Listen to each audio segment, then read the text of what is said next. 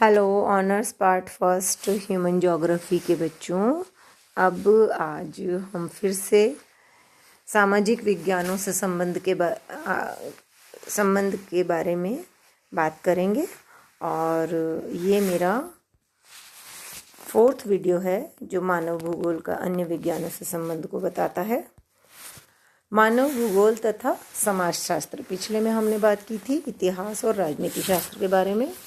मानव भूगोल मनुष्य एवं उसके भौतिक वातावरण के पारस्परिक संबंध का अध्ययन है। यानी मानव भूगोल में मनुष्य भौतिक वातावरण के साथ किस तरह की क्रियाएं करता है, इसी के आधार पर हम उसके संबंधों का अध्ययन करते हैं। और यह संबंध जो होता है वो क्रियाओं और अंतर क्रियाओं द्वारा सांस्कृतिक वातावरण के रूप में आपको दिखाई देता है।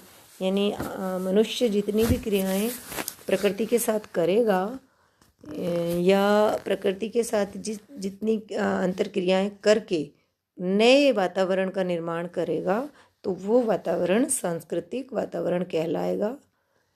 अब इसको आप ऐसे ले सकते हैं कि जब मृदा की प्राप्ति हुई तो मनुष्य ने मृदा और जल की प्राप्ति के संयोग से कृषि प्रदेशों का निर्माण किया।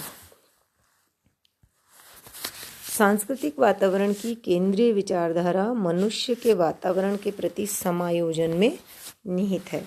यानी सांस्कृतिक वातावरण कब सर्वाधिक उपयोगी और अच्छा होगा, जब मनुष्य वातावरण के साथ समायोजन करके उसका निर्माण करेगा, न कि उसको विध्वंस करके उसका निर्माण करेगा। यानी cultural landscape is the concrete representation of man's adaptation and to an adjustment with his environment। यानी भारतीय संस्कृति एक विशिष्ट प्रकार की संस्कृति है जिसमें हम मानव प्राकृतिक जितनी भी चीज़ें हैं उनको देवी देवताओं के रूप में भी मानते हैं। पहाड़ों को भी पूजा जाता है। वनस्पति में बहुत सारे वृक्ष ऐसे हैं जिनकी पूजा मनुष्य करते हैं।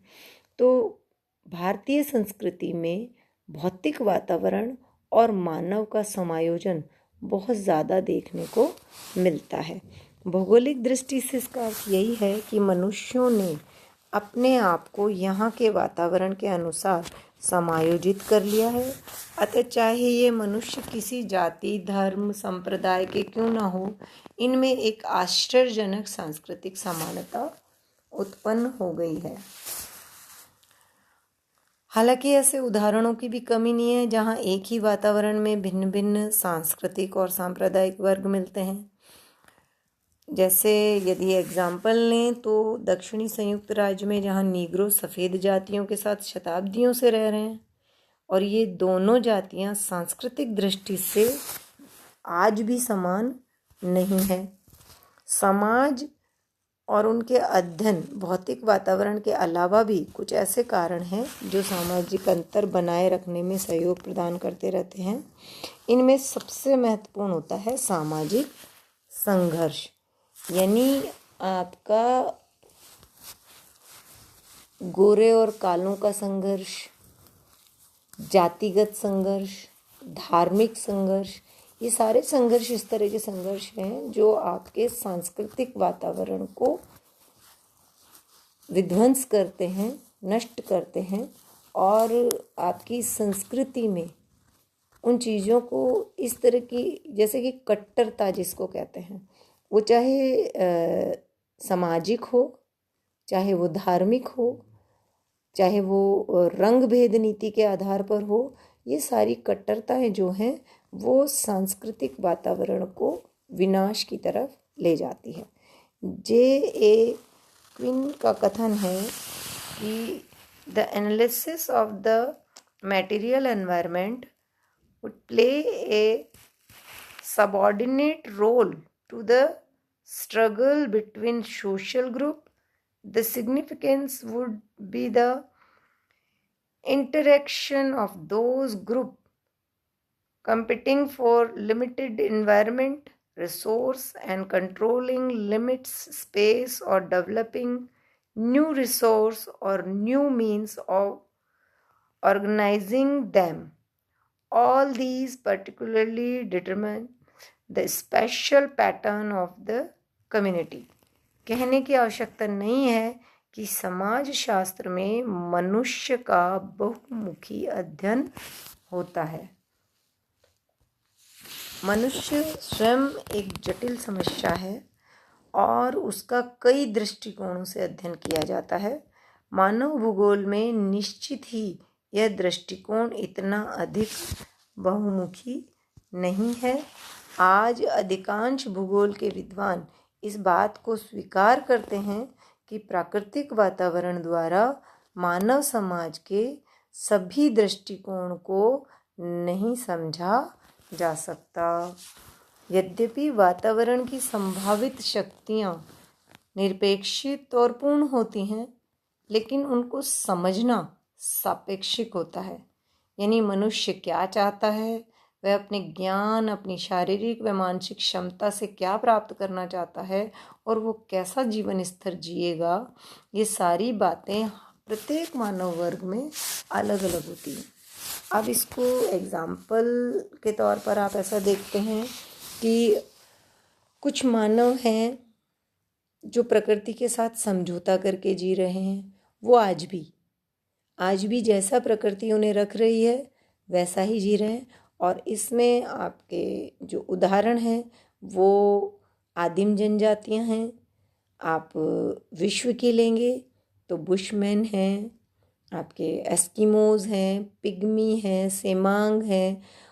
और अगर हम भारत की बात करें तो भारत में नागा, आपके गौंड, सहरिया, भील आज भी बहुत सारी आधुनिक सुविधाओं से वंचित हैं और बहुत सारी चीज़ें उनको आज भी संघर्ष करके लेनी होती हैं, जो कि विकसित मानव या जो आधुनिक तकनीक से जुड़े हुए मानव हैं उनके लिए वो सब मुश्किल नहीं है।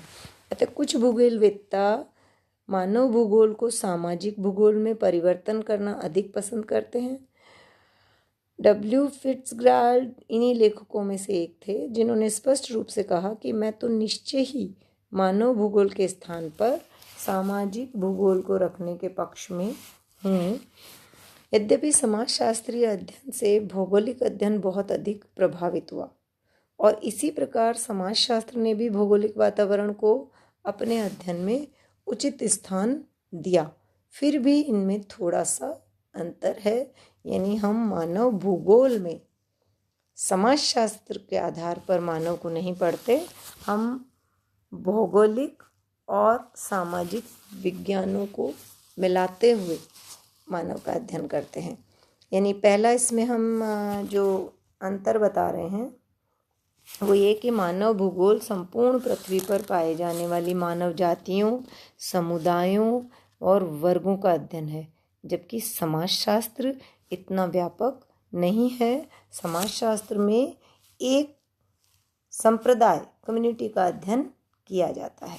दूसरा, समाजशास्त्र में उन सभी कारणों का वर्णन किया जाता है जो एक विशिष्ट समाज अथवा संप्रदाय पर प्रभाव डालते हैं, और इस प्रकार से यह मानव समाज का अध्ययन है, न कि मानव भूगोल का अध्ययन है। और मानव भूगोल में केवल भौगोलिक वातावरण, मानवीय क्रियाओं द्वारा मानव समाज को समझने की कोशिश की जाती है। यानी मानव प्रकृति के साथ किस तरह से अंतर्क्रिया कर रहा है और उसके कारण किस तरह की सामाजिक व्यवस्थाएं बन रही है, इसका अध्ययन मानव भूगोल के अंतर्गत हम करते हैं।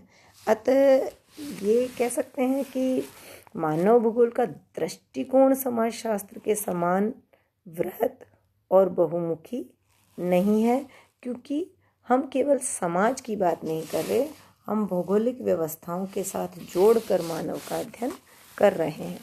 तो समाजशास्त्र भी मानव भूगोल से उतना ही प्रभावित हुआ है जितना मानव भूगोल समाजशास्त्र से। लिप्ले और प्रोफेसर गिडिस ने समाज तथा संप्रदाय पर भौगोलिक परिस्थितियों के अभाव को उचित रूप से आंकने की चेष्टा की है। इसी आदान प्रदान के कारण एक विशिष्ट अध्ययन, जिसे हम सामाजिक भूगोल कहते हैं, उत्पन्न हो गया है, जो कि सामाजिक गतिविधियों या व्यवहारों के विवरण, समाज और क्षेत्र के प्रति समायोजन और समाज के भौगोलिक आधारों, क्षेत्रीय सामाजिक विषमताओं तथा उनके अनेकानेक कारणों का अध्ययन करता है। इस प्रकार यह एक घटनाक्रम को दो पहलुओं से देखने का अध्ययन है। यहाँ पर समाजशास्त्र और मानव के सामाजिक विज्ञान से जुड़ने की बात है, तो मानव भूगोल का अध्ययन सामाजिक अध्ययन के बिना अधूरा है। तो समाजशास्त्र के बहुत सारे पहलुओं को हम मानव भूगोल में सम्मिलित करते हैं। तो मानव भूगोल और समाजशास्त्र का बहुत गहरा संबंध है, क्योंकि समाज की रचना मानव से ही होती है। तो समाज और मानव दोनों एक दूसरे से अलग हो ही नहीं सकते, इसलिए समाजशास्त्र मानव भूगोल का एक महत्वपूर्ण अंग है।